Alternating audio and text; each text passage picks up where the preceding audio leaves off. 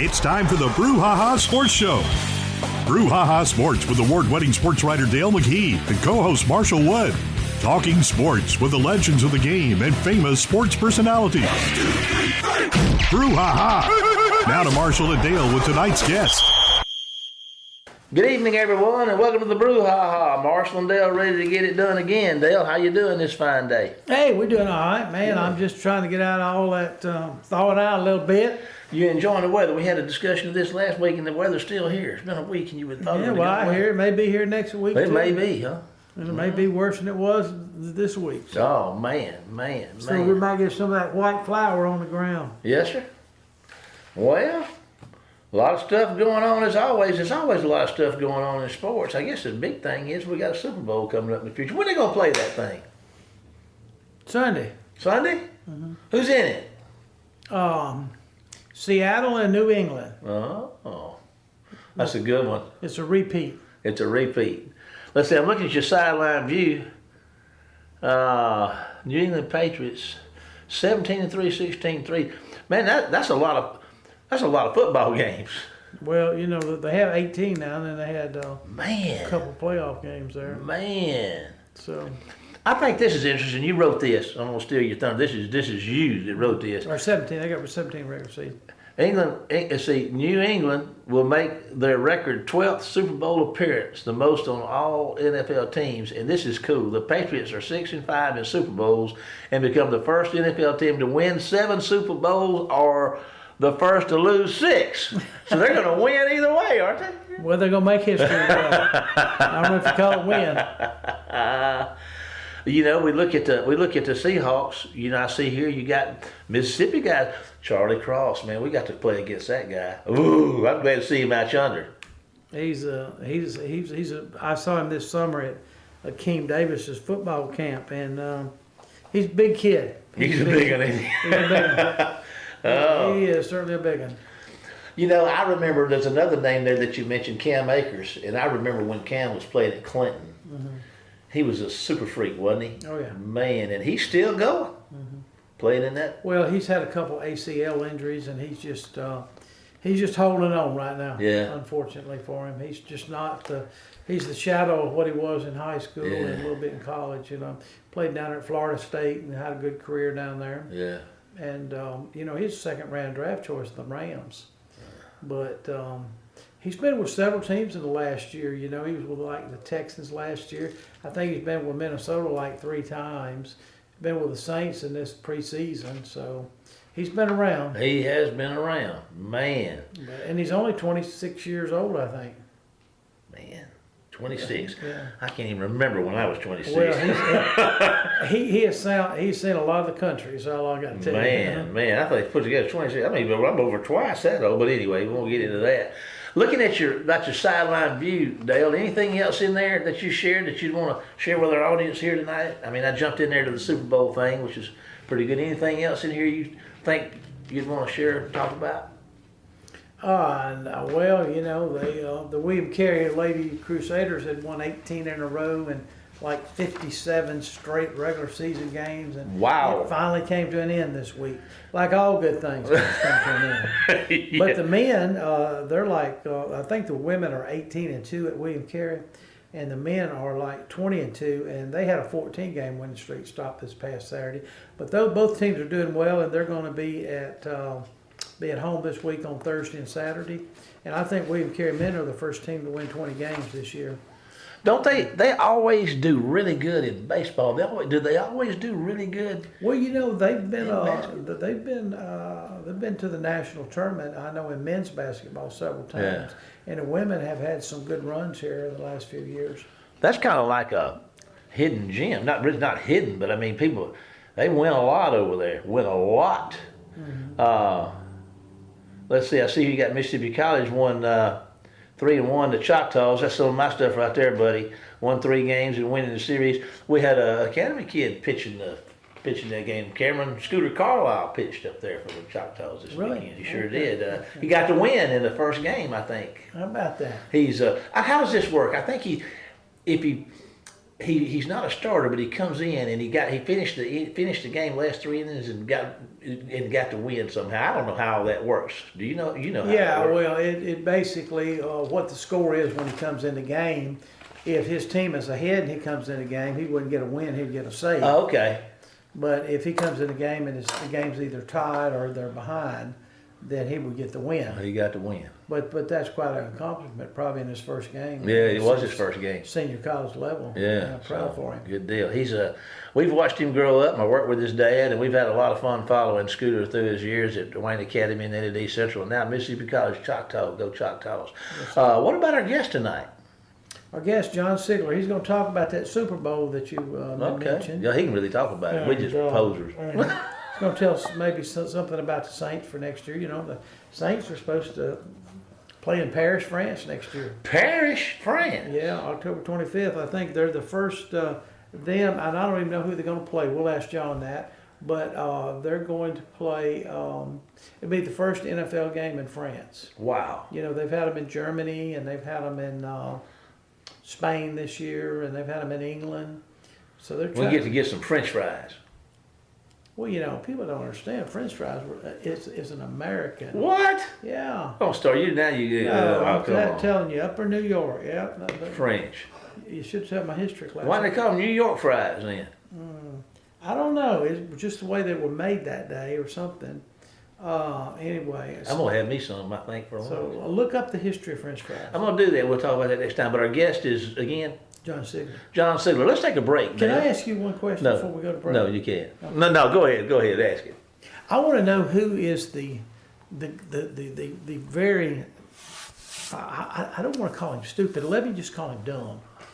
Who would put the start of the Olympics on the weekend of the Super Bowl? I just want to know. Did you do that? Yeah, I have to admit, I did. Winter Olympics. I want to You gonna go against the Super Bowl? Oh yeah. Winter Olympics, man, gonna kill them, man. They don't have a chance at the Super Bowl. But the guy that did that probably gonna be in trouble. Is all I got to say. He probably never seen a football game, but we ain't gonna get into that. Yeah, well, that's true too. Well, it's not an Olympic sport, so yeah, maybe it needs to be. But I'm glad you pointed that out, Dale. Anyway, let's take a break to hear from one of our sponsors, and then we'll be back with tonight's guest, John Sigler, right after this commercial break. Phillips Building Supply in Laurel, your hometown building supply store since 1954. We are locally owned and pride ourselves on helping our customers find exactly what they need. From foundations to roofs to doors and windows, Phillips has it. For tools, hardware, lumber, and plywood, visit Phillips Building Supply. Welcome to the show, John. John, we appreciate you being on the show again. You always are a valuable resource to us. With the Saints, and today we're going to talk about a couple things. First of all, we got a big game Sunday, and have you got a favorite playing in the game? Do you think Seattle is where they're like 4.5 point favorite in the ball game against the Patriots?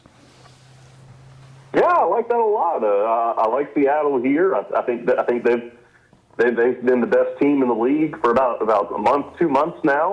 Really enjoy seeing all those former Saints coaches, players doing their thing up there, and I think it would be real sweet to see them win a game in San Francisco. So that's who that's who I'll be rooting for on Sunday. How about that? Okay. Well, tell us now that you got our curiosity up. Who are some of the famous, I guess, former Saint players to start with, and then coaches? Yeah, so the big player is Rashid Shaheed. The Seahawks traded for him at the deadline back in November. Took him a little bit to get going, but now, I mean, he looks just like he did last year in Clint Kubiak's offense. Just taking the top off, making big plays. He had I think it was a 95-yard kick return touchdown in the playoffs. So he's been just a dynamite player for them. Really, really cool to see him getting to play on the biggest stage. I mean, you look back, the Saints got him, they signed him as an undrafted free agent rookie out of Weber State. And for him to go, and when they signed him, he was recovering from an ACL injury. So to go from ending his college career with a knee injury, playing at a small school, to go into the Super Bowl, that is just too cool. Really happy for that guy, everything he's been through. Hope he has a good game on Sunday. Now, there are some other players, a couple of running backs actually, who were with the Saints during training camp. That's Cam Akers, Velus Jones Jr. They both ended up on the Seahawks practice squad. They were both active for that NFC Championship game, and I think they'll both have a role to play on Sunday too. And then you look at the coaching staff. They've got Clint Kubiak. He'll be the next coach of the Raiders. But he's been calling plays, doing a great job up there, just like he did with the Saints last year when they had everybody healthy.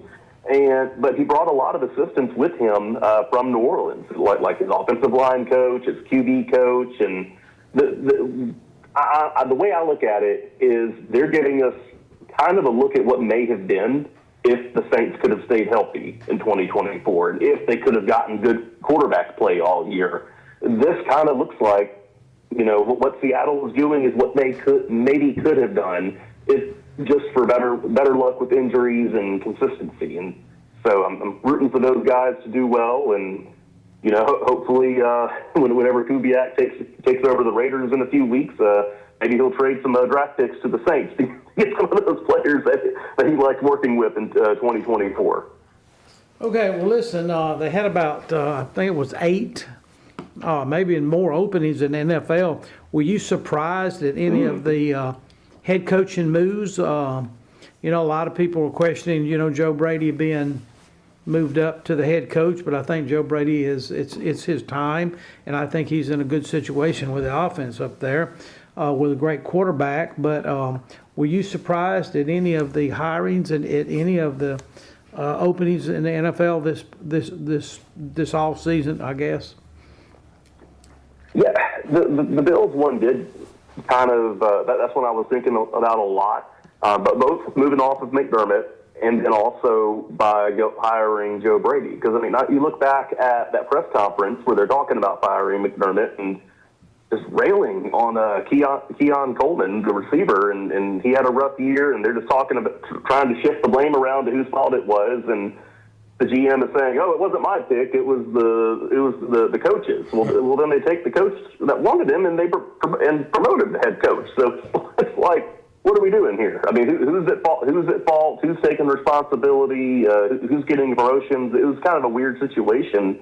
And then the other thing I think about is when it was the year after Teddy Bridgewater was the Panthers quarterback, the year they had Joe Brady as offensive coordinator.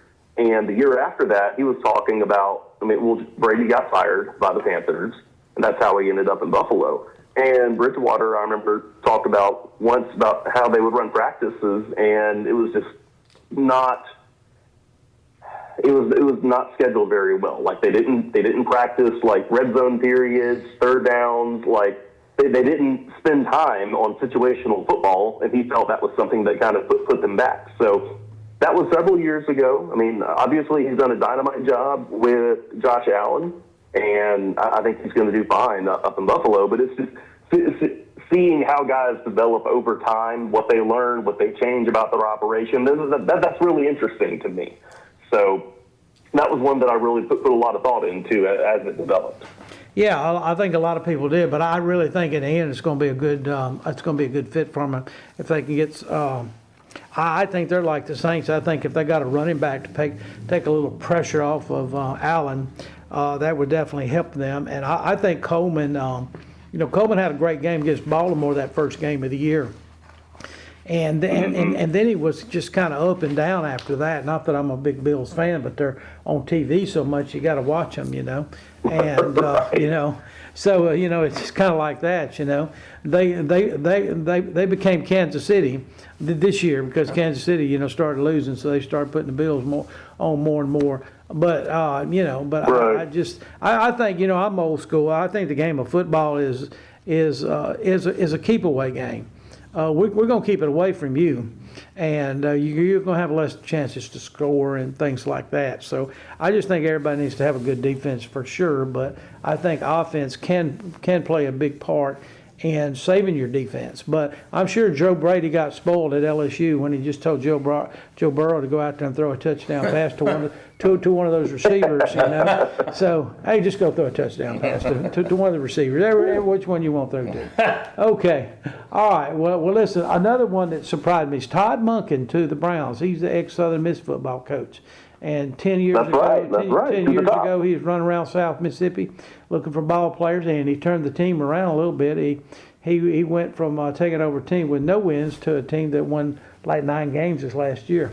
So I just wondered, did that surprise you, or did you think he would end up in New York? Yeah, I didn't know where he would end up, but I knew that, you know, I've always felt that he's somebody that could lead an NFL team. I don't know why he took so. I mean, he was with Tampa Bay for a while, then he went to Baltimore, and I'm like, these teams kept trying to find the next Sean McVay, where they want somebody who can coach offense, but who's also my age. they want a 34-year-old in there. They want a 35-year-old. They don't want somebody who, you know, is older for a coach. And so he kept getting passed up for these jobs, and you know, he finally got his opportunity. So I'm happy for him. I wish that he had been at USM longer than he was. We kind of struggled to find somebody who could pick up where he left off. But, you know, good luck to him in Cleveland, and I'm really interested to see how he does there now that he's getting his shot. Yeah, and I had one time he was a Cleveland assistant coach, and I remember that. But I think he needs to get somebody to advise him on his dress. Did you see how he got off the plane in Cleveland?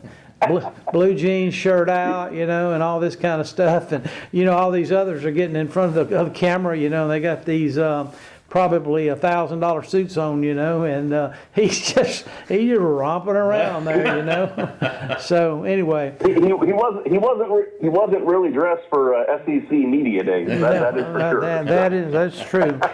Yeah, he need to go to Harry Mayer in Meridian, like I think Jackie Sherrill used to do, and some of those others. But anyway, so we appreciate about that. Tell us about the needs of the Saints. But before we get into the needs, they just announced here in the last day or two, the Saints going to play in Paris, France next week. Man, that's a pretty good gig. Who they going to play, and what you think about that trip? Yeah, that's really interesting. It's the first game the NFL has ever had in France, and I'm really interested to see how that goes. When it's going to be, the NFL is going to sit on that information until the full schedule gets released in May, with as far as the date, the time, the opponent. But that's all been reported in France. It's just not official per the league office here. And so what's been reported by these outlets in France is the game is going to be on October 25th. That's a Sunday, and they'll be playing the Browns. So we may get to see Todd Monken and whoever his quarterback ends up being, and get to see that whole operation there at the Stade de France. I think that's how they say it. That's where they have the Olympics closing ceremonies. It's the biggest arena in the country, so it should be a really big event, and I'm excited to see how it all plays out. Hey, one more question before we get to Saints. Did you think Shedeur Sanders got a fair shot at quarterback this year for the Browns? Oh, yeah. I mean, for being a fifth-round rookie, like, nothing went differently for him than how it went for Spencer Rattler the year the Saints drafted him. Like, they got the same amount of practice reps, the same exposure with the first team. I mean, you draft a guy in the fifth round, you're not going to expect him to start. You're not going to give him starting reps. You're not going to take that away from who you do want running the offense. I mean, the Saints didn't do that when they had Rattler behind Derek Carr, and the Browns did it the same way. Now, we can argue whether or not they were right to want Dylan Gabriel to be their QB to start the year. I don't think they had any good options given how everybody played. But, I mean, it's not like Sanders was hung out to dry exactly. I mean, he was in the exact same position that anybody else drafted where he would be. Well, listen, how close did the Saints come to drafting him? Did you think they were even in the picture with him? I know that he and his family wanted him in New Orleans real bad. They saw that as a good opportunity for them. I still don't know to what degree the Saints were in on him. I think it says a lot that they drafted Tyler Shuck where they did, and then kind of just didn't even look at quarterbacks the rest of the way. I mean, they didn't even sign another one after the draft until Hunter Deckers tried out at minicamp next weekend. So I don't think they were ever in on Shadir very strongly. I don't know if that was from the scouting report or from like a personality deal. I don't know. But it didn't seem to me like there was any real connection there. All right, just a quick question, okay? What about Jackson Dart? Was there any talk about him at all in the first round or second round? Well, not the first round, but he was somebody they were looking at in round 2. I mean, it was him and Shuck were really the two that they were dialed in on. Once the Titans made it known that they were not going to trade that first overall pick to anybody, that they wanted Cam Ward, it became, okay, we're not going to be able to get a QB this early. What can we do in the second round? What can we do to move up? And honestly, I think it worked out pretty well in the end. I mean, I think Shuck did really well in the back half of the season. I think he's got a good shot at beating Dart for Offensive Rookie of the Year here this week when they announced that award. And I'm really excited to see what he can do in year 2. But I know the Saints like both of them. They got to see both guys at the Senior Bowl last year, and that's really the first time that coaches got any exposure to them. So, Dart was on their radar, but I think Shuck is who Kellen Moore wanted most strongly, and I think he's pretty happy to have him.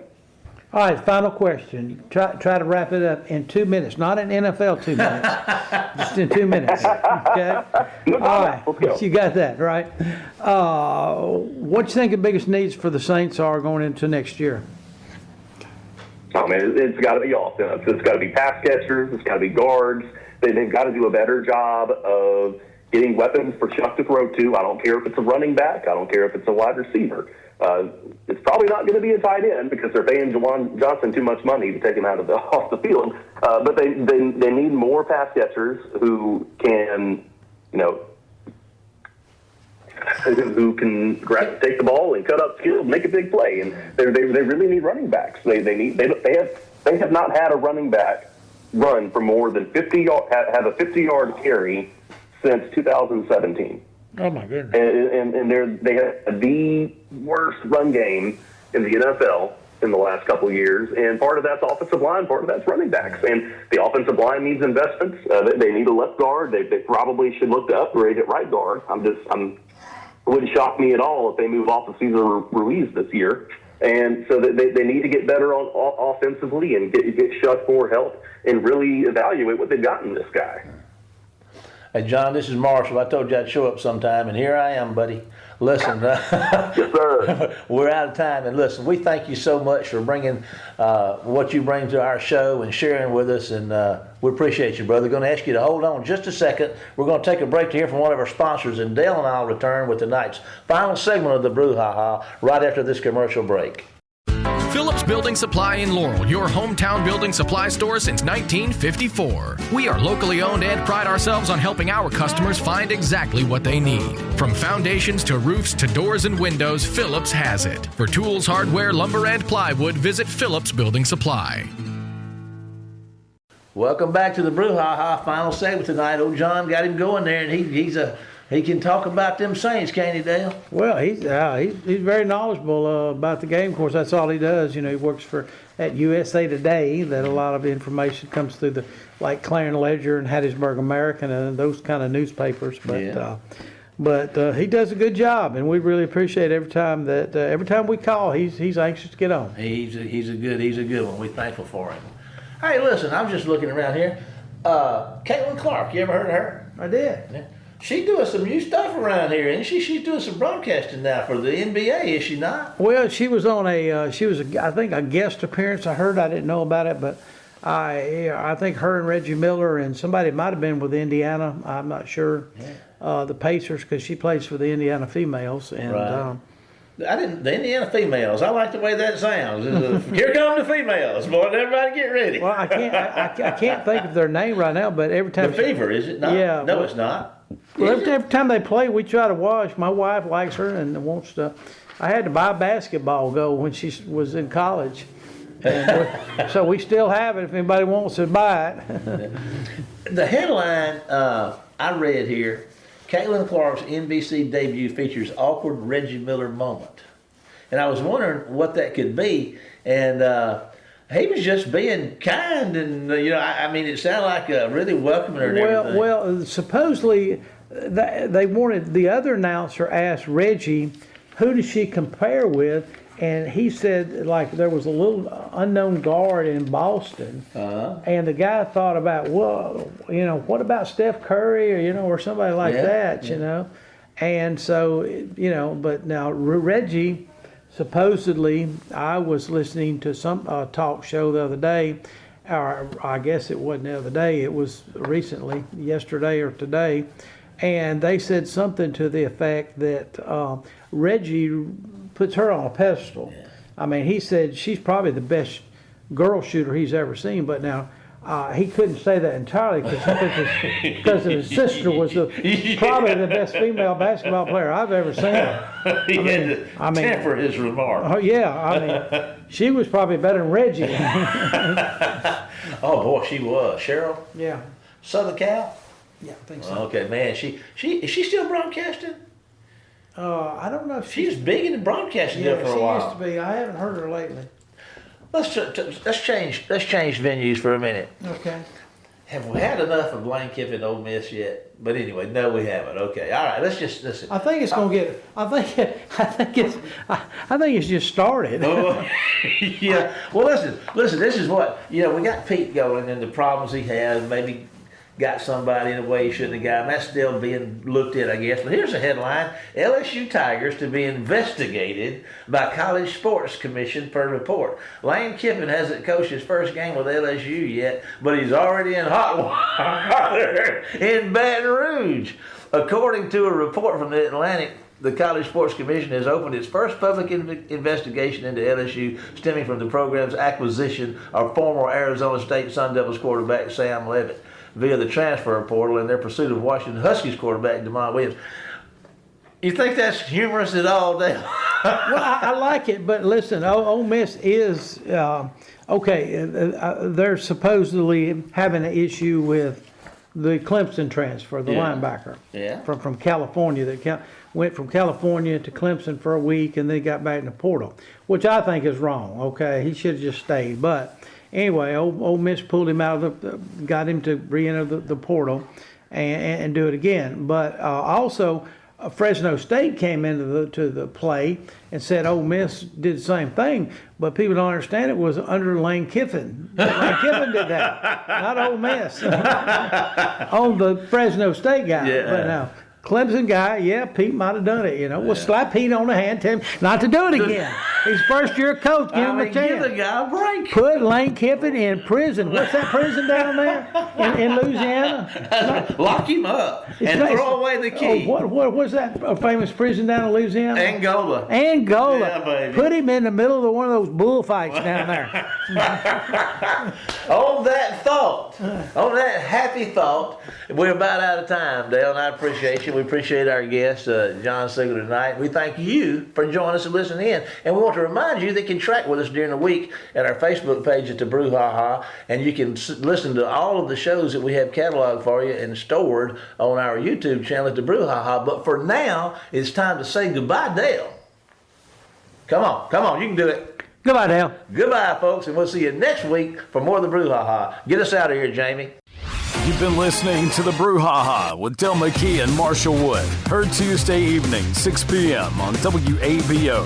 For more of the Brouhaha, follow us during the week on Facebook and WABO.